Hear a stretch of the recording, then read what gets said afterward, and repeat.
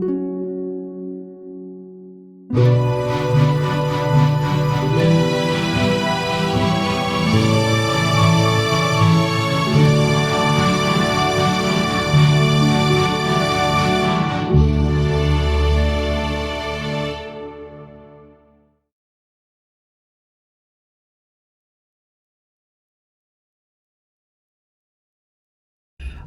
name is Aniessa Sebring. I teach math at the Windom High School, grades 9 through 12. My name is Alvstad, and I have taught in Windom for 27 years. It was my first job, and I've been here ever since. I teach English. This year, I currently teach 6th and 8th grade English. I'm Saige Wudtke. I'm a 5th grade teacher. I came here after college in 2019 and I did a long-term sub, and then I came back after a year and have been teaching here this year.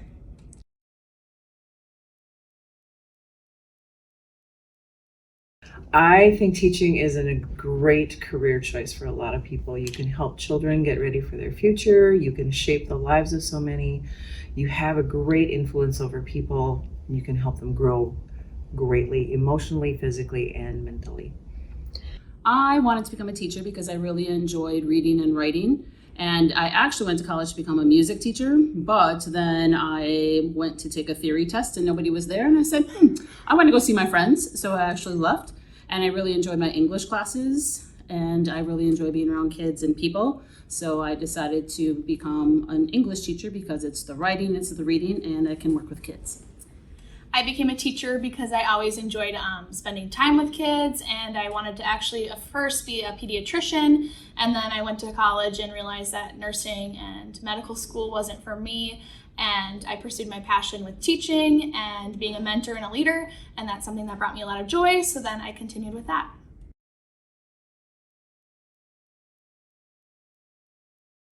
We need more educators in the system. We don't have nearly enough people out there willing to help children become educated, become great people in their community, and become pillars of their society. I think teaching is so important because it's about building those relationships with kids. Even if they don't have the best home life, at least there's a person at school that they can connect with, even if it's as simple as like, hey, how was your weekend?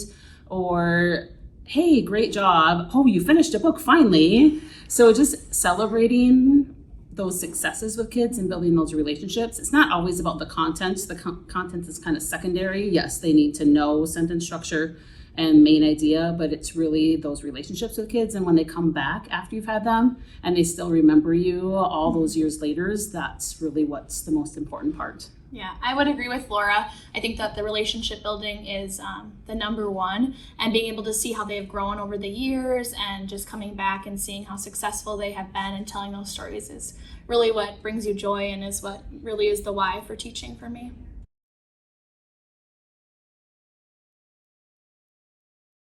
In order to become a teacher, you have to get a 4-year degree of some kind. There are different levels of getting a license in Minnesota, but most people just go through the education system and they get their degree that way, and then you continue getting different credits throughout your career. Like I am continuing to get my master's right now. So when I was in college, one of my professors actually told me my GPA wasn't high enough to become a teacher and I should really think about a different career. So that was kind of a driving force for me. I'm like, no, I'm going to prove you wrong. And it's not all about your GPA in a college class. So I worked really hard and I spent a lot of time doing classes that got me into the classroom. So right away, sophomore year, I did a month in a classroom in Iowa. My junior year, I went to a classroom in South Minneapolis and really worked with kids at risk for a month. So getting that time in classrooms before, and if you enjoy kids and teaching things and just being around people, that's something that really helped me know I wanted to be a teacher, is really just getting that experience in the classroom and working with kids and teaching them things. I went to college in Minnesota State, Mankato, and I did my 4-year degree there. And like I said, I went for a year in nursing, and then I switched my major my sophomore year. And then I got placed into a kindergarten classroom, and I loved it. I thought I'd teach kindergarten, and then I got placed into a 4th grade classroom for my next block, and I was like, okay, maybe I'll be a 4th grade teacher. I love that. And then for my student teaching for my year long, I did 3rd grade, and I was in love with that. And so then it kind of just made me realize that I was definitely in the right field. And then I did my 6th grade position once I graduated, and I found that upper elementary was definitely my fit.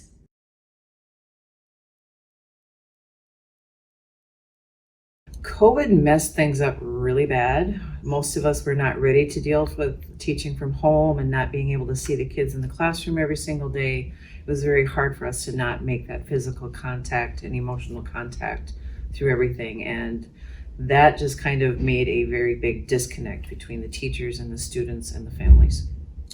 I like to do a lot of group work in my teaching, so COVID really made me rethink how I could do group work and have group discussions. So instead of having them gather together, we kind of had 6 feet apart discussions, or we moved to more online discussions. And group work moved to more using technology to facilitate that group work. But it really had to change my teaching because of COVID, because I'm all about, hey, let's work together, let's talk, let's have this paper in front of us. So just finding creative ways to still give them those interpersonal and group teamwork activities to build their skills that way.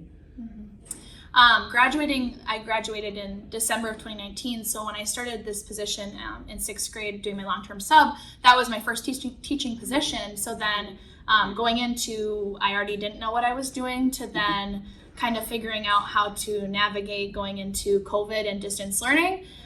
It was really learning how to be flexible and kind of just jumping into things. And it was honestly the best experience I think that I had, being able to learn how to be flexible as a teacher, which is probably one of the number one skills that you have to have in teaching, is learning how to be flexible. And then also just learning all the different apps and technology that was really beneficial. So I guess a positive side is just all the learning that I learned through COVID and just being able to adapt to that kind of teaching model.